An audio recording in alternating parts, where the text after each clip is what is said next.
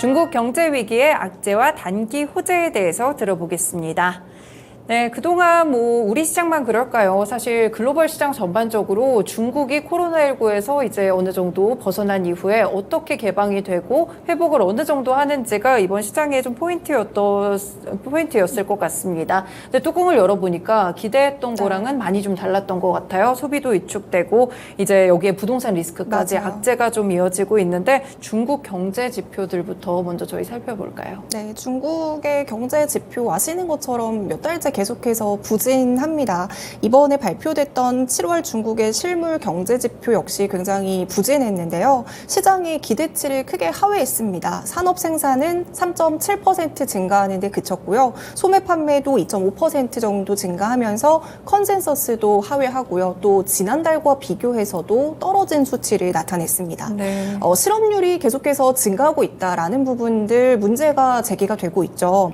실업률이 증가한다라는 것은 일을 할 수 있는 사람들이 적어진다는 뜻입니다. 일자리가 감소되면 중산층이 약화되거든요. 결국에는 소비가 둔화될 수밖에 없습니다. 특히 이 실업률 중에서도 청년 실업률의 증가를 지금 문제로 꼽고 있는데요. 중국의 청년 실업률이 4월에 사상 처음으로 20%대를 넘기면서 꾸준히 그 수치를 웃돌면서 상승하고 있고요. 네. 결국에 이제 중국에서는 이번에 청년 실업률 발표를 중단하기도 했습니다. 실업률이 늘어나고 이렇게 소비가 둔화되다 보니까 결국에는 물가도 떨어집니다. 지금 7월 CPI랑 PPI도 전년 동월 대비 0.3% 그리고 4.4% 수준 떨어졌는데요. CPI의 경우에는 지금 29개월 만에 마이너스로 전환을 했고요. PPI의 경우에는 지금 10개월 연속으로 마이너스 성장세를 이어가고 있는 상황입니다. 수출, 수입 역시 부진합니다. 지금 7월에 수출과 수입은 전년 동기 대비 한 14.5% 정도 수출에서 떨어졌고요. 수입 쪽에서는 마이너스 12.4% 정도 떨어졌는데 결국에는 수입이 감소됐다. 이 흔적에서도 중국인들이 소비를 하지 않고 있다라는 부분들을 우리가 또 확인을 해볼 수가 있습니다. 여기에 가계대출 이 부분도 계속해서 줄어들고 있는 상황인데요. 네. 중장기 대출이 전년 동기 대비 감소세로 전환이 됐는데요. 대출이 감소됐다라는 부분에서도 중국 가계에서 순 자산이 줄어들게 되면서 소비 심리가 약하다 이런 부분들을 확인할 수가 있고요. 또 두 번째로는 부동산 시장이 부진하다라는 부분까지 확인을 할 수가 있겠습니다. 실제로 이제 부동산 쪽의 투자를 살펴보자면요. 1월에서 7월까지의 누적 고정자산 투자의 경우에는요. 전년 동기 대비 3.4% 증가하는 데 그쳤고요. 이렇게 상승폭이 줄어들었던 이유 중 하나는 결국엔 부동산 쪽의 투자가 감소하면서 전체적인 투자가 줄었다라는 것을 확인할 수 있습니다. 지금 부동산의 가격 하락세도 이어지고 있습니다. 주요 70개 도시의 7월 신규 주택 가격은요. 전년 동기 대비 0.23% 떨어지면서 6월과 비교해서도 큰 폭의 하락세를 나타내고 있고요. 결국에는 아시는 것처럼 이제 중국의 가계에서 가장 큰 자산의 비중을 차지하고 있는 것이 부동산입니다. 부동산이 70%인데요. 네. 내가 가지고 있는 자산의 가장 큰 부분이 가치가 하락하면 당연히 그 사람 입장에서는 불안 심리가 커지게 됩니다. 불안하니까 결국에는 소비를 줄이는 것으로 방향을 틀고 있는 거고요. 이런 부분들이 지금 중국 내부에서 생산, 투자, 무역 수지 여러 가지의 내수를 부진하게 되는 원인이 되는 것 같습니다. 네, 전반적으로 부동산 리스크가 불거지고 있는 가운데 여기에 이제 생산이라든지 소비까지 지표들이 다 부진하다 보니까 내수 시장까지 꼼짝 못하는 그런 상황들이 펼쳐지는 것 같습니다. 말씀 주셨던 대로 이 중국의 부동산 부분이 또 중국 경제에서 차지하는 비중이 어마어마하잖아요. 절반이 넘어가니까 이 부분도 상당히 문제가 될 것 같은데 최근에 비구이원을 좀 비롯해서 부동산의 이슈들도 같이 짚어주시죠. 네, 중국의 부동산 위기는 이미 2021년에 헝다그룹 사태를 통해서 1차적으로 이제 촉발이 됐고요. 네. 그리고 올해는 7월에 완다그룹도 이제 채무불이행에 대한 이슈가 이제 수면 위로 떠올랐습니다. 물론 이제 완다그룹의 경우에는 지분 매각을 하면서 어느 정도의 자산을 다시 이제 돈을 끌어온 상황이고요. 또 최근에는 비구이 위안까지 채무불이행 우려가 계속해서 커지는 상황입니다. 부동산 기업들이 지금 연쇄적으로 디폴트 우려들 보도들이 나오고 있는데 그냥 네. 단순히 이제 부동산 기업들이 디폴트, 연쇄 디폴트다라는 것보다는 사실 이 디폴트로 인해서 중국의 부채 리스크가 부각될 수 있다라는 점들이 중국에서는 좀 더 우려를 하고 있는 부분일 것 같은데요. 지금 중국은 과거부터 빠르게 경제를 성장시키기 위해서 그리고 빠르게 선진국 대열에 합류하기 위해서 도시화를 진행을 했습니다. 그러면서 부동산 시장에 엄청난 돈을 쏟아 부었었는데요. 네. 정부에서는 부동산 기업에게 토지 사용권을 팔았고요. 그렇게 판 돈으로 도로를 깔고 철도를 깔고 통신, 인프라, 여러 가지 인프라들을 대거 설립하면서 그 과정에서 일자리도 굉장히 많이 늘어났고요. 그러면서 중국의 GDP도 상당히 많이 올랐습니다. 하지만 지금에서의 중국은 대부분의 인프라들이 사실상 대부분 다 이제 어느 정도 건설이 된 상황이고요. 그렇죠. 심지어 아파트의 경우에는 공급 물량이 훨씬 더 많기 때문에 유령 아파트가 상당히 많아지고 있는 상황이라고 합니다. 결국에는 인프라를 건설을 하는 과정에서 지방채를 굉장히 많이 발행을 했습니다. 그 과정에서 지방정부의 부채 규모는 상당히 많이 늘어났지만요. 지금은 부동산 경기가 식어 있는 상황이기 때문에 부동산 기업들의 디폴트 이슈가 계속해서 부각이 되는 상황인 것 같습니다. 중국의 부채 규모가 굉장히 많다라는 얘기들 많이 들어보셨을 겁니다. 네. 미국에 비해서도 부채 규모가 훨씬 더 큰데요. 지금 중국의 지방 정부의 부채 규모는 GDP 대비 한 300%를 넘어서는 것으로 추정을 하고 있고요. 이렇게 빚이 많은 상황인데 부동산 기업들은 지금 디폴트에 처해 있습니다. 세금도 낼 수 없는 상황이고요. 네. 연체료, 각종 연체료도 굉장히 다 미납이 된 상황입니다. 그렇다 보니까 부동산 시장의 위기는 결국에는 지방 정부의 부채 위기, 재정 적자 이런 문제로 이어질 수 있다라는 우려가 확산이 되고 있고요. 특히나 이제 지방 정부는 세금의 대부분을 부동산 기업에 의존하고 있기 때문에 이런 문제들이 더욱더 부각이 되고 있는 것 같습니다. 그래서 지금 중국 정부에서도요, 이 지방 정부의 부채를 좀 정리해 주기 위해서 부양책을 실시를 하고 있습니다. 최근에 275조 원 규모의 특별 융자 채권을 발행을 허용하겠다라는 내용들을 발표를 하면서 정부에서도 이제 지방 정부의 부채를 어느 정도 정리시켜 주기 위해서 노력을 하고 있고요. 네. 또 이제 시장의 기대보다는 좀 적었지만 이번에 또 두 번째 금리 인하가 이루어졌습니다. 그렇죠. 1년 만기 LPR 금리를 0.1% 수준으로 좀 소폭의 인하가 있었고요. 물론 5년 만기는 그대로 유지가 됐습니다. 그래서 이런 부분들 때문에 시장에서는 좀 아쉽다라는 이야기들도 있고요. 다만 어쨌든 금리를 이제 두 번 인하를 했습니다. 인하했다라는 것은 미중 간의 금리 격차가 커진다라는 맞죠. 거거든요. 금리 차가 벌어지게 되면 금리가 더 높은 쪽으로 자금이 이동할 수밖에 없습니다. 그렇기 때문에 지금 위안화 약세가 조금 더 가팔라지는 이유도 바로 그런 이유고요. 그리고 또 문제는 최근에 또 이제 위안화가 워낙 약세를 보이다 보니까 중국이 지금 미국 국채를 가장 많이 가지고 있는데 이걸 그렇죠. 계속해서 매도를 하고 팔죠. 있잖아요. 네. 매도를 하니까 달러가 많이 풀어지게 됐고요. 그러면서 이제 장기 국채 금리의 수익률도 계속해서 올라가는 상황이거든요. 이런 부분들도 또 증시에 부정적인 영향을 미칠 수 있기 때문에 여러 가지 문제들이 복합적으로 이루어지는 것 같습니다. 네, 단순히 부동산 이슈에서 끝나는 것이 아니라 지금 시장 전반의 리스크를 흔들 만큼 상당히 중요한 이슈가 되는 알고리즘에 대해서 저희가 같이 분석을 해봤는데요. 실제 월가에서도 별로 시선이 좋지 않은 것 같습니다. 이제 얼마 전에 JP모건이 중국의 올 경제 성장률 전망치를 기존에는 6.4%를 제시를 했다가 5%대도 아니고 한 단계 더 낮추면서 4.8%까지 낮춰 잡았어요. 그리고 이제 바클레이스나 미즈호 파이낸셜 그룹도 마찬가지로 4.5%, 5%까지 각각 좀 낮추기도 했었는데 그만큼 지금 중국에 대한 경제 성장률도 안 좋게 보고 있고요.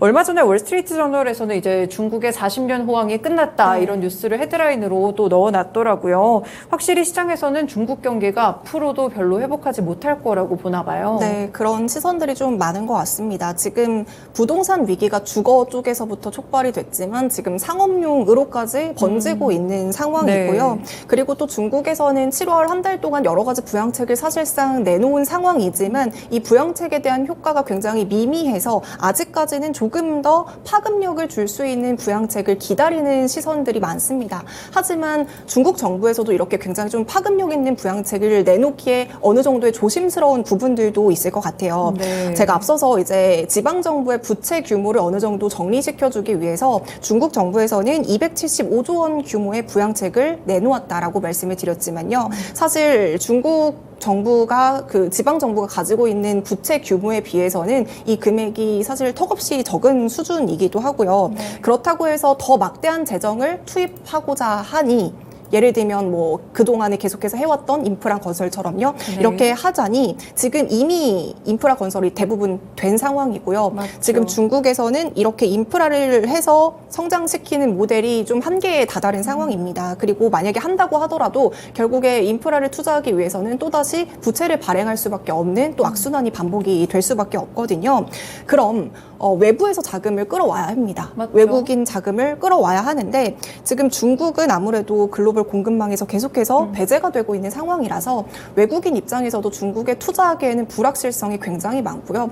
또 IRA 법안에 대한 타격도 어느 정도 받고 있기 때문에 이런 부분들로 인해서 외국인 자금을 끌어오는 것은 어느 정도 한계가 있어요. 그래서 실제로도 중국에서 빠져나던 자금들이 뭐 일본 쪽이라던가 인도 쪽으로 계속해서 밖으로 새어나가는 모습들도 연출이 되고 있고요. 그리고 두 번째로는 지금 중국이 금리를 계속해서 내리고 있다라고 말씀을 드렸잖아요. 물론 소폭입니다만 하지만 통화 정책이라는 건 아시는 것처럼 한 번, 두 번 내린다고 해서 그 통화 정책에 바뀐 게 바로 이제 파급력이 크게 반영이 되지는 않습니다. 어느 그렇죠. 정도의 시간이 계속 필요합니다. 미국에서도 지금 1년 내내 금리를 올리고 있는 것처럼요. 그래서 지금 시장에서 기대하고 있는 부분들도 지금은 중국에서 소폭의 금리를 인상했기 때문에 앞으로 추가로 금리를 더 인하할 가능성을 높게 보고 있고요. 금리를 인하하게 되면 앞서 말씀드렸다시피 위완화의 약세가 더 가팔라지게 되고 자금 이탈이 심해진다. 이런 부분들로 인해서 여러 월가에서도 외부 시선들에서도 중국의 경기가 앞으로 조금 더 나빠질 수 있다라는 쪽에 조금 더 많은 시선을 두고 있는 것 같습니다.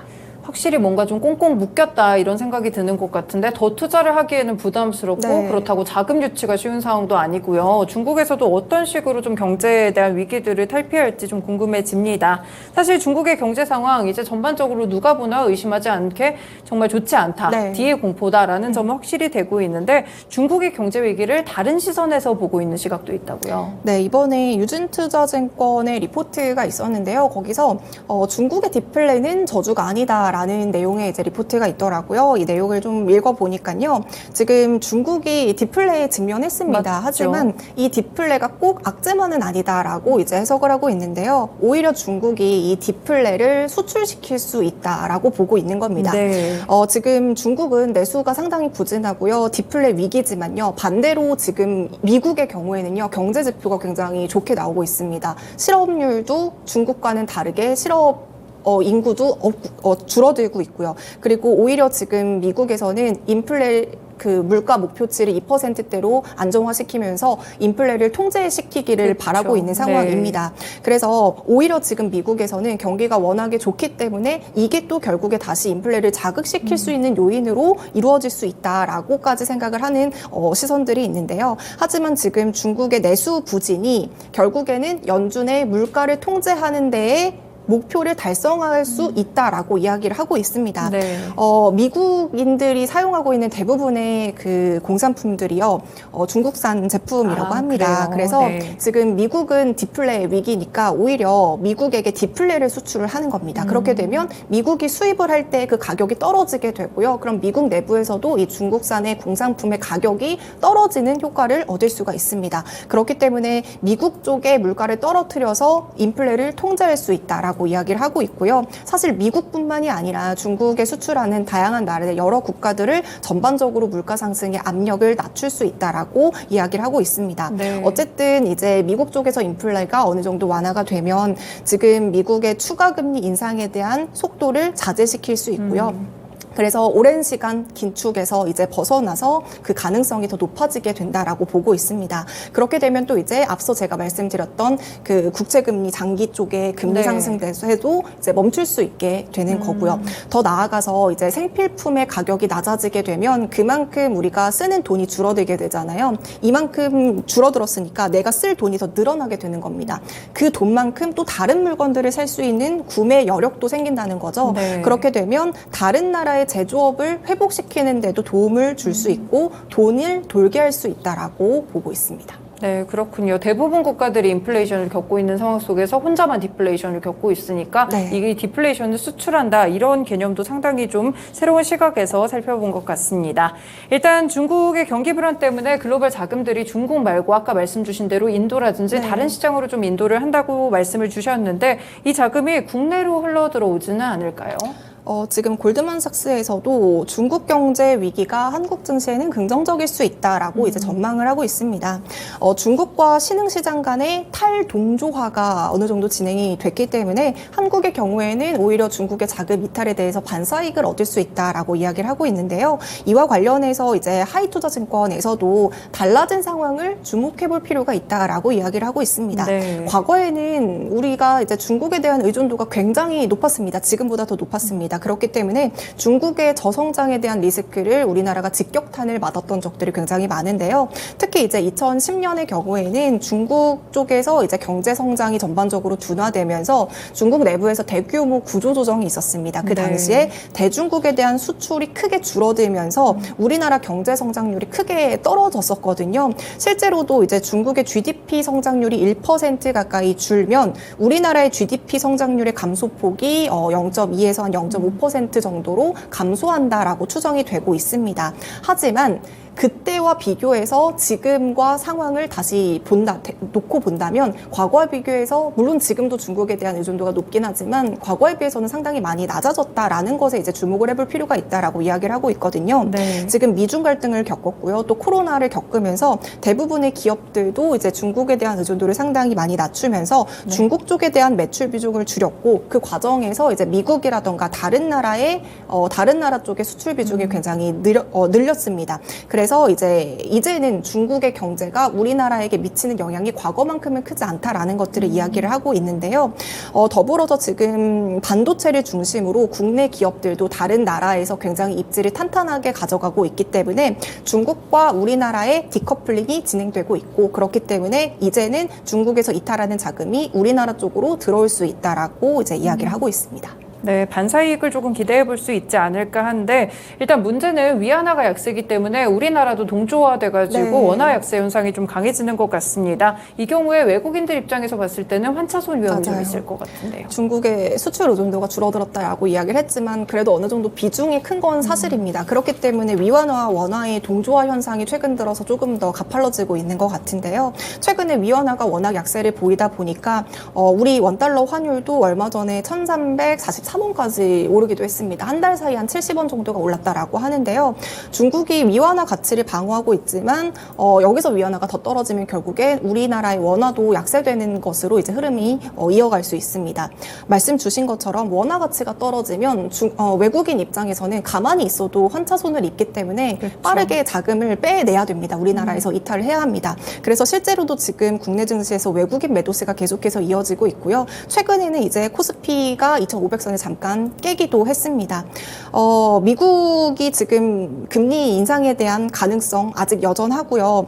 이 과정에서 원화가 계속해서 더 하락하게 된다면 더 빠르게 외국인들이 이탈할 가능성이 높아지는 거고요. 그래서 지금 한국은행에서도 이제는 기준금리 동결을 멈추고 어느 정도 인상해야 된다라는 목소리가 나오고 있지만 내일 이제 발표가 되죠. 근데 또 시장에서는 또 이번에 한 차례 동결할 것이다라는 이야기들이 나오고 있는 것 같습니다. 네. 그래서 앞으로 이제 중국 경제에 대한 위기가 어떤 영향을 줄지 또 추가적으로 어떤 부양책을 내놓을지 그리고 중국의 통화 방향의 정책은 어디로 흘러가는지들을 우리가 계속해서 체크해 보시면 좋을 것 같습니다. 네, 그렇군요. 이 중국에서 디플레이션이 거의 확실시 공포로 좀 다가오고 있는 상황인데요. 이 시각들을 전반적으로 종합해서 저희가 살펴보고요. 또 우리나라 증시에는 어떤 영향이 있을지 시장에 대한 영향까지 함께 체크해 드렸습니다. 네, 연희님 오늘 말씀 고맙습니다. 감사합니다. 네, 이렇게 오늘 쉬운 이슈 읽어주기 시간 1부와 2부로 나눠서 진행을 했고 주식캐스터 연희님과 함께했습니다. 지금까지 다양한 투자 판단에 도움이 되는 말씀들 전해드렸는데요. 특정 종목의 상승과 하락을 보장하지는 않습니다. 토마토랜드 2.0 여기서 마칩니다. 시청해주셔서 고맙습니다.